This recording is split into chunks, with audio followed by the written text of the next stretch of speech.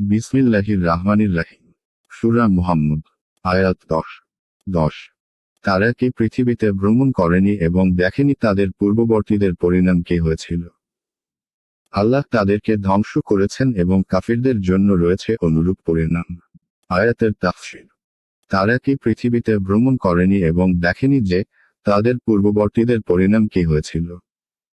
1. আল্লাহ তাদেরকে ধ্বংস করেছেন, আর অবিশ্বাসীদের জন্য রয়েছে অনুরূপ পরিণাম। 2.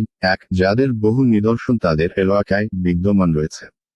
কুরআন অবতীর্ণ হওয়ার সময় কোনো জাতির ধ্বংসাবশেষ চিহ্নসমূহ বিদ্যমান ছিল। এই জন্য তাদেরকে ঘুরে ফিরে তাদের ভয়ানক পরিণাম দেখতে বলা হয়েছে, যাতে তা দেখে তারা ঈমান নিয়ে আসে। 2.